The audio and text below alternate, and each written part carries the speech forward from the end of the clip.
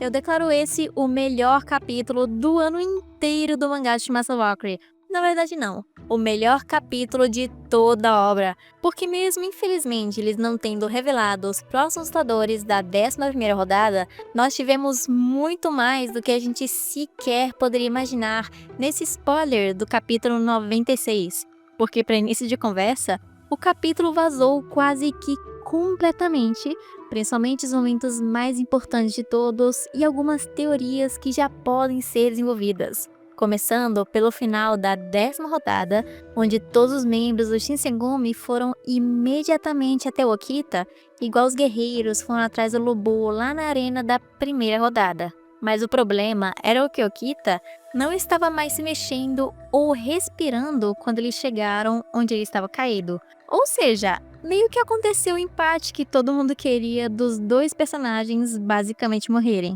Mas ainda assim, a vitória foi pro Okita porque ele morreu por último e ele só não estava se desfazendo porque aquela morte não conta no Ragnarok pelo motivo de que a partida já tinha terminado e o Heimdall declarou o vencedor junto daquela tela final que nós vemos sempre que mostra o tempo da batalha e qual golpe foi usado para finalizar o seu oponente. Mas para salvar a vida do Okita, o próprio Izanagi, o pai do Susanoo, foi lá e quis o salvar, dizendo que não esperava que o Okita fosse vencer a luta e começou a usar um poder desconhecido, divino ou uma cura milagrosa para poder salvar o Okita, conseguindo praticamente reviver ele dos mortos de uma forma ainda desconhecida, já que provavelmente não teremos uma explicação totalmente concreta. Mas eu não vou julgar, porque o Izanagi é um deus. Não é como se o humano tivesse um poder de voltar à vida do nada.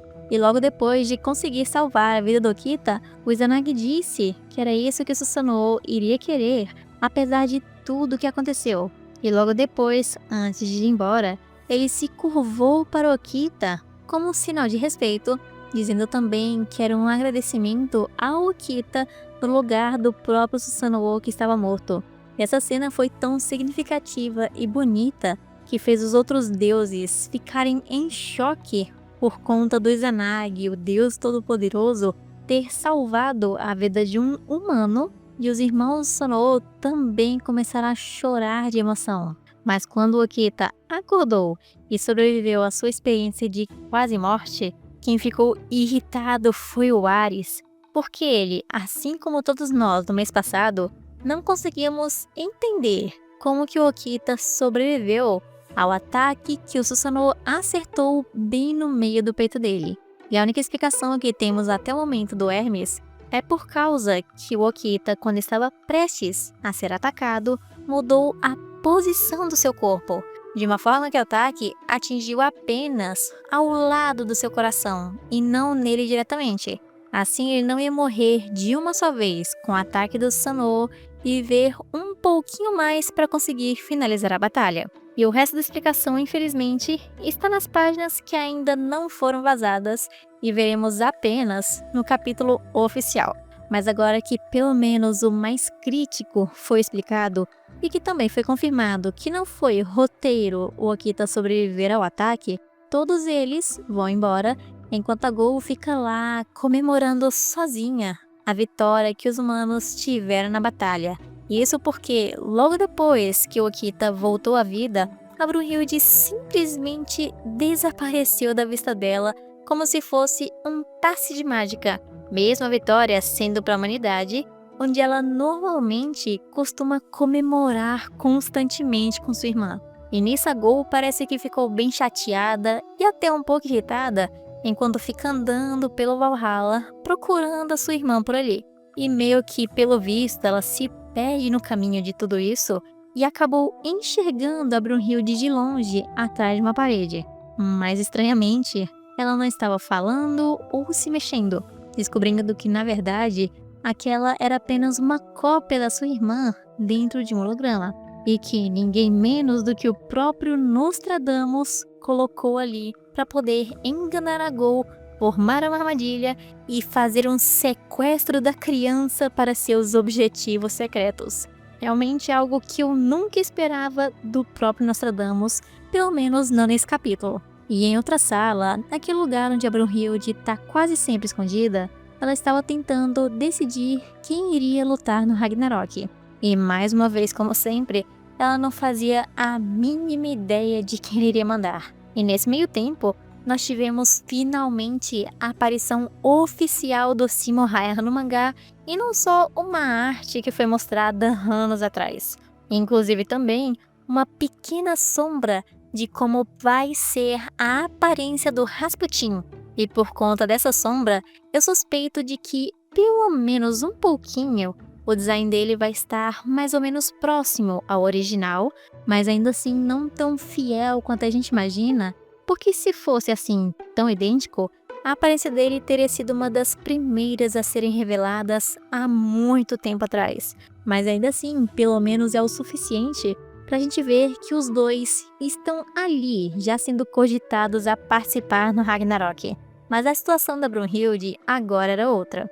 porque ela, ao invés de escolher alguém ou esperar algum humano se voluntariar a participar do Ragnarok, como normalmente acontece depois das batalhas, ela ficou tão irritada que destruiu uma parte da mesa, falando que está cansada de ficar apenas observando de cima e que Odin já deveria ter ido lutar no Ragnarok há um tempo, e comentando que vai poder ver o Sigurd logo, significando que provavelmente, a partir do momento que Odin e seus corvos estiverem totalmente ocupados em uma batalha de vida ou morte, ela vai poder ver o Sigurd em segredo, sem que ele saiba, e também poder salvá-lo de lá talvez. Mas, com toda certeza, a melhor parte de todo o capítulo começa exatamente agora. Porque desde antes da batalha de Okita versus Sanoo, nós vimos que era praticamente impossível passar pelos portões do Tártaro,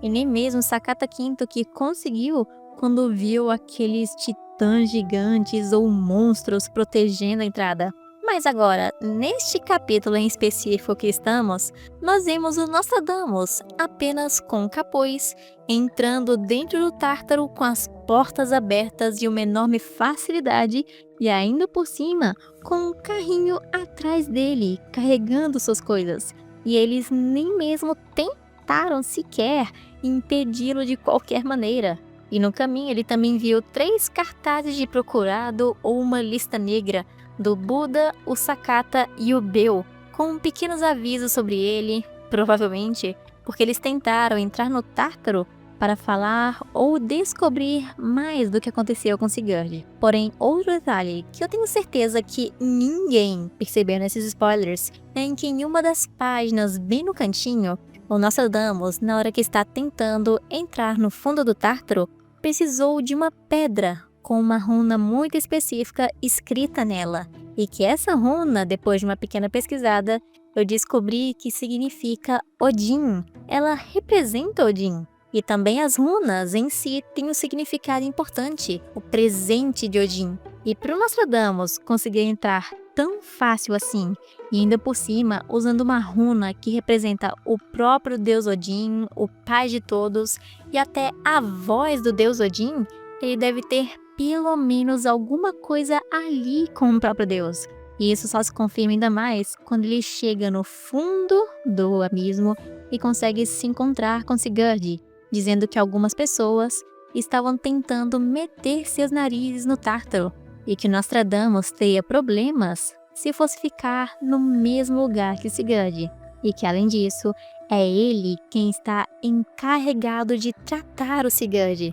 mas que conseguiu trazer o que ele havia pedido sem problemas na segurança, mostrando que foi o Sigurd que pediu para levar a Go até lá, mesmo sendo da forma mais estranha, sequestrada e amarrada no meio de uma caixa. Mas com apenas um estalar de dedos, o Nostradamus, com algum poder esquisito, soltou a Go de uma só vez das amarras e mostrou o motivo dos dois estarem ali, dizendo que ele queria apresentar o amante da Brunhilde e o seu amigo, Sigurd. E eu achei estranho que o Nostradamus autodeclarou-se o amigo do Sigurd, sendo que apenas o Odin deveria saber que ele estava preso, além de Buda e companhia, que descobriram sobre isso até que recentemente. mas eu pretendo fazer teorias sobre isso alguma outra hora. Porém, no mesmo momento em que Nostradamus apresentou a Go para o Sigurd, uma cena linda foi formada nesse capítulo, mostrando o personagem da cabeça aos pés pela primeira vez e como ele está totalmente preso naquele local. Mas a reação que a Go teve, o Sigurd se apresentando, foi uma das melhores, porque ela ficou tão chocada com o que viu que fez praticamente a expressão de um personagem de One Piece quando fica chocado. E até mostrou que ela provavelmente já conhecia o Sigurd e até disse o nome dele com o honorífico de respeito no Japão, que é o Sama, significando que ela pensava provavelmente que algo diferente havia acontecido com o semideus, mas que ainda assim ela não o conhecia pessoalmente e nem sabia que ele estava no Tártaro. E também nessa última página do capítulo teve uma pequena anotação perguntando qual o propósito desse sequestro da Go, revelando que deve ser também bem mais do que a gente sequer imagina no motivo dela ter sido levada até lá embaixo.